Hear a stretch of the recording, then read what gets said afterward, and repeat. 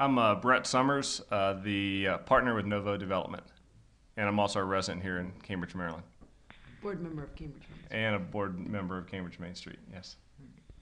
Liddy Garcia Buñuel, and I'm the executive director for Cambridge Main Street. Okay. January 15th, there was a fire at 444 and 448 Ray Street. It actually started at 444 Ray Correct. Street in Yes. the back of Shorebid Antiques. They had gone in to take some stuff for an auction and went in to find that there was fire in the rear of their building, and so quickly called 911. All said and done, it was a 7-alarm fire, earlier on I thought it was just going to be a smaller fire where I was ready to, I just took my current file I was working on, ready to go work at a cafe somewhere. Not to realize that this was an all-out 7-alarm fire was pretty devastating. So we had 225 firefighters come from all over the area, as far as Salisbury, Crisfield, Church Creek, Easton, all over the place. It was, streets packed full of smoke, fire, big flames from the building, 20 feet high. The streets became a river, essentially, with all the water that was being dumped. The business owners were watching as all their inventory going up in flames. In both antique stores where antiques are irreplaceable.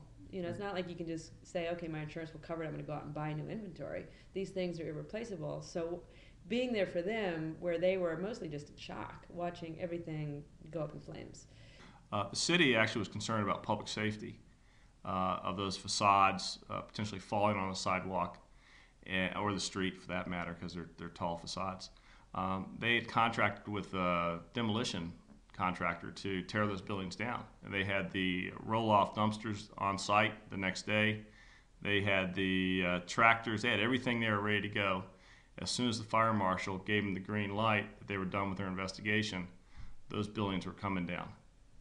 And I just thought that was absurd, that these beautiful turn-of-the-century commercial buildings would just be gone, and we'd have a hole in our streetscape that would be there for 10, 20 years, because if you didn't have the facades, you wouldn't be able to obtain the historic tax credits, and the rents in downtown Cambridge don't really justify new construction. And they were listening to us, but then you could tell the sentiment was, which has been the sentiment in Cambridge for years, is knock it down. You guys, why save it? It just wasn't in the thought process at all. What happened is we were working, and actually the day after the fire, I was getting inundated with phone calls from state representatives from all the various departments saying, what can we do to help? What can we do to support the effort of saving the facade? And so we realized, okay, this is definitely worth the fight, because even though the city in the past had always gone in and demoed buildings that were destroyed by fire, it's time now to change the precedents. And so probably if Brett hadn't put a restraining order, the building would not be there. Gone. We became a designated Main Street, Maryland community 5 years ago. There was a period of a decade or two where the downtown was pretty much boarded up. And to bring it back to life is really exciting. There have been a lot of new stores that have opened, a lot of neat, vibrant retail stores, and now we're getting a little bit of a surge of restaurants, Yes. which is exciting. And that's great for a Main Street community to have more restaurants so that it's becoming more of a dining destination. Great. What a Main Street does is historic basically preservation as well as economic development. And instead of having a mall environment where it sort of is all generic and you can find malls across America, what a downtown offers is something that's completely unique. Our buildings are unique and our stores are unique.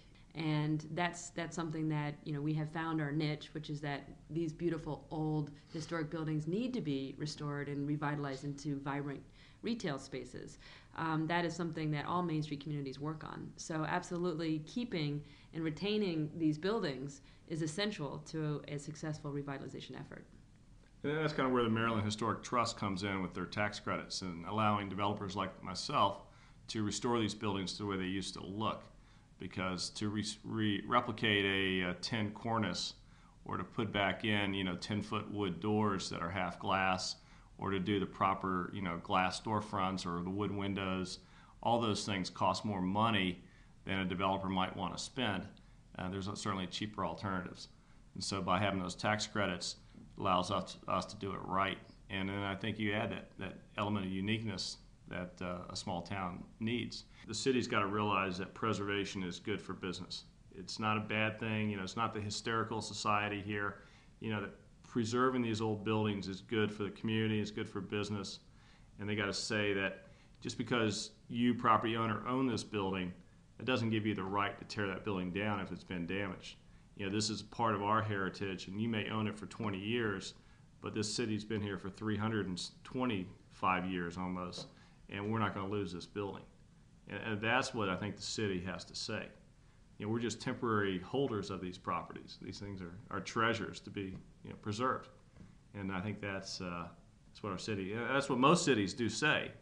And I think we got to get our city to get on board. And then hopefully this has been a good experience, and they'll get on board. Great. Yeah.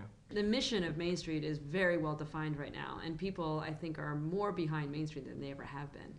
And so that's been a wonderful thing.